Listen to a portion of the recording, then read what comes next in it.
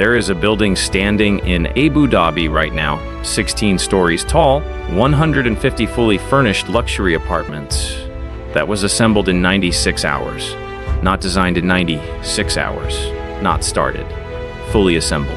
From the first wall panel to the last bathroom tile, start to finish, in 4 days. And here is the part that should genuinely unsettle anyone who works in construction. Architecture or urban development, the man who ordered it built this way is Mohammed Alabar. The same man who gave the world the Burj Khalifa, still the tallest concrete structure on Earth. When the king of concrete walks away from concrete, that is not a preference. That is a signal.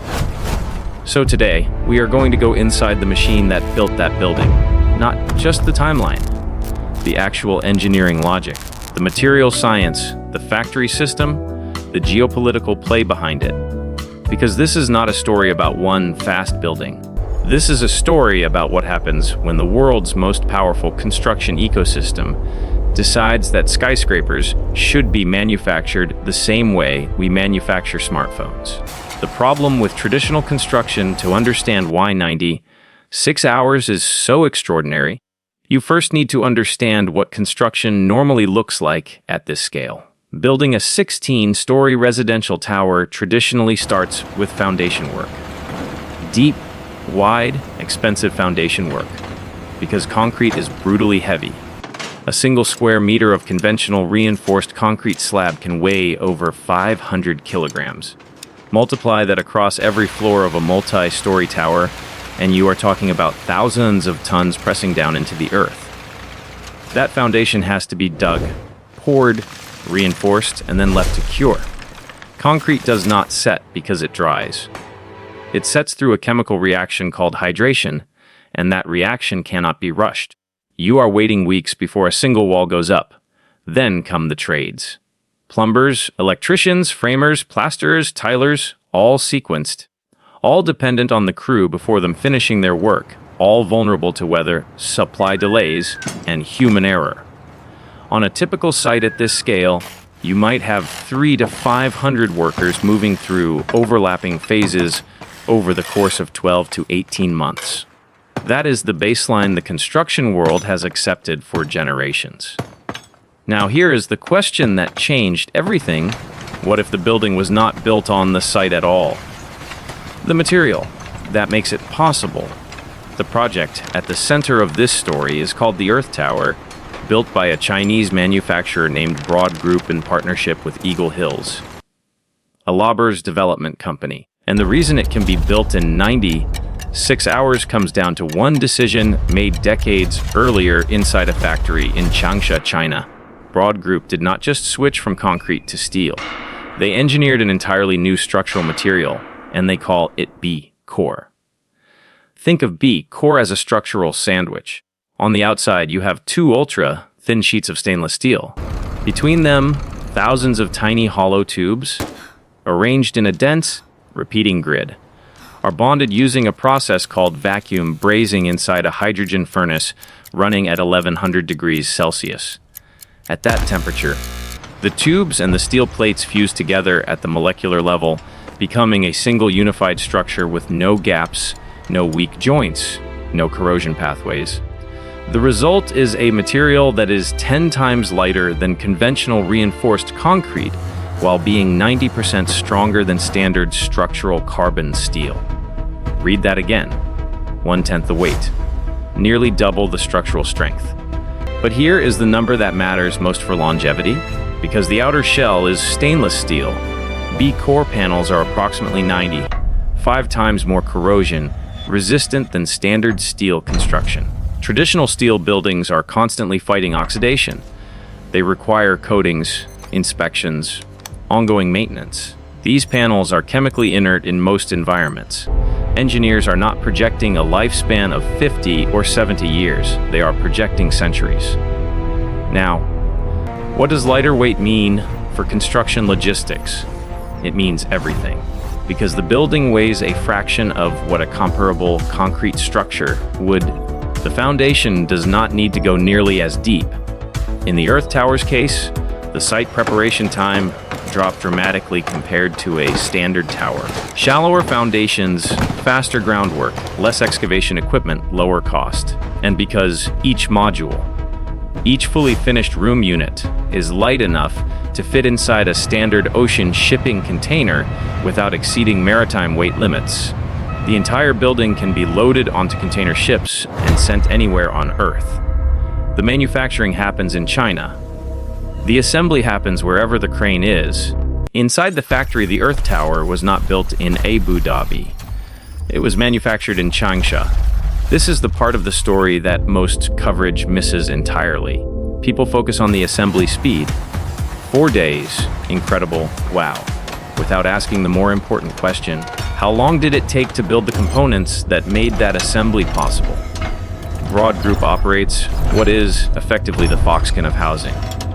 A fully automated, robotic manufacturing system built around a single principle of building is a product, not a project. And like any product, it should be engineered once and manufactured at scale. Here is what volumetric modular integrated construction actually means in practice. Instead of building walls, floors, and fixtures sequentially on a muddy site, Broad Group produces fully enclosed 3-dimensional room modules on an assembly line. Each module is a complete livable unit. The toilet is bolted to the floor. The bathroom tiles are adhered to the wall panels. The wallpaper is applied. The electrical wiring is run through dedicated conduit channels and terminated at standardized plug and play interface points. The plumbing is connected to standardized coupling fittings. When a module reaches the end of the assembly line, it is 90% complete. Not 90% of the structural work, 90% of the entire building, interior finishes included. Now consider the scale at which this system operates.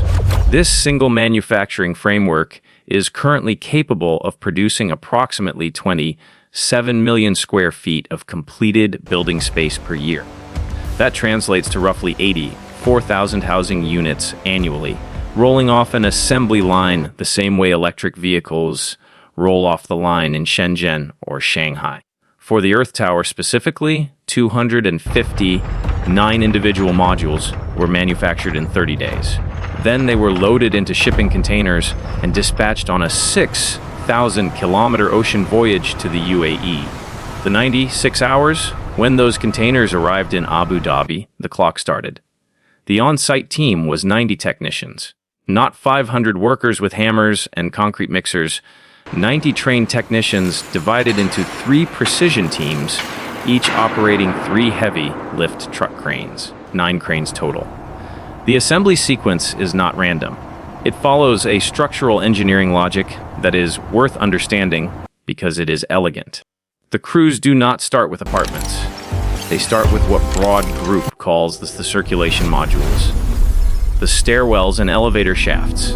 These go in first because they form the rigid structural backbone of the entire building. Think of them as the spine. Once the spine is in place, everything else attaches to it. Then the room modules begin to rise. Each one is precision hoisted, lifted by crane, guided by the technicians, and lowered into its exact position in the frame. The connection is not improvised. Each module locks into the adjacent structure using high-strength steel connection plates that are engineered to earthquake-resistant tolerances. The tolerances are tight enough that a module dropped 1 millimeter out of alignment will not connect cleanly. Precision is not optional. Once a module is in position and the structural connection is confirmed, the utilities are joined. This is the step that eliminates weeks of traditional trade work.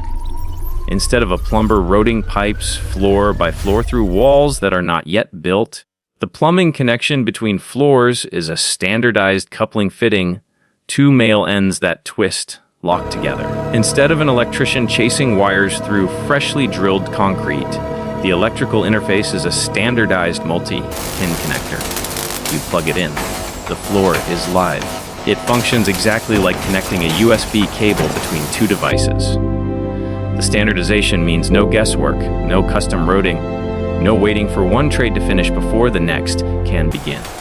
The result of 90 technicians executing this choreography across 4 days, a complete 16-story, 150-unit residential building, structurally sound, utilities connected, interiors finished at 90%. The bigger picture now, you could watch this and think, interesting engineering experiment. One fast building in Abu Dhabi. Impressive, but isolated. You would be wrong. Broad Group is not the only Chinese company in this space. CSCEC, the China State Construction Engineering Corporation, is the largest construction company on Earth by annual revenue. And they have entered this market with a modular housing brand called Home Magic, with a stated production target of 50,000 units per year, aimed specifically at markets along China's belt and road infrastructure corridors. That means Southeast Asia, Central Asia, East Africa, the Middle East, the regions undergoing the fastest urbanization on the planet. The trade data tells you how far this has already moved. In a recent single year, China exported over $4.34 billion worth of prefabricated buildings globally. In the Gulf region specifically, that number spiked 42% year over year. This is not a trend forming. This is a trend that has already formed. But the real strategic play, the one that should command serious attention from urban planners, governments, and investors, is not the export of buildings. It is the export of the factories. Broad Group has publicly stated its intention to establish local manufacturing facilities in the UAE. What that means, translated from corporate language into plain terms, is this: they are not selling you a building anymore. They are licensing you the operating system for mass-producing buildings. The factory, the supply chain, the engineering protocols, the modular standards, all of it embedded in your economy. Consider the historical parallel. 100 years ago, the automotive industry was transformed not by a better car, but by a better system. Ford's assembly line did not just make cars faster. It fundamentally shifted who could afford a car and which nations controlled the world's physical mobility. The countries that built the factories did not just sell vehicles, they shaped the infrastructure of modern life. Architecture is at that exact inflection point right now. For thousands of years, every building was essentially a one-off project, a custom undertaking constrained by local labor, local materials, and the tolerance of gravity. That model is being replaced by something closer to consumer electronics manufacturing, modular, standardized, scalable, and iterative. The nations and cities that embrace this shift will be able to build housing faster, cheaper, and more durably than anything in the historical record. The cities that ignore it will be outpaced. Not by innovation they failed to develop, but by a system somebody else developed and then offered to install for them. The Earth Tower is not remarkable because it was built quickly. It is remarkable because it was built quickly and it will still be standing 300 years from now, engineered to outlast the concrete towers around it by centuries. It is remarkable because it was ordered by the man who built the tallest building in the world using the old method, and he chose the new method. It is remarkable because it was not a prototype, it was a product launch. And the next version is already on the assembly line. We are watching the moment architecture becomes an industry, and the factory that will shape the skylines of the next century is already running 24 hours a day in Changsha, China. If you want to understand the next decade of global urbanization, you do not start with the cities being built. You start with the factories building them. Would you live on the 16th floor of a tower manufactured on an assembly line? Let me know in the comments. Would you live on the 16th floor of a tower manufactured on an assembly line?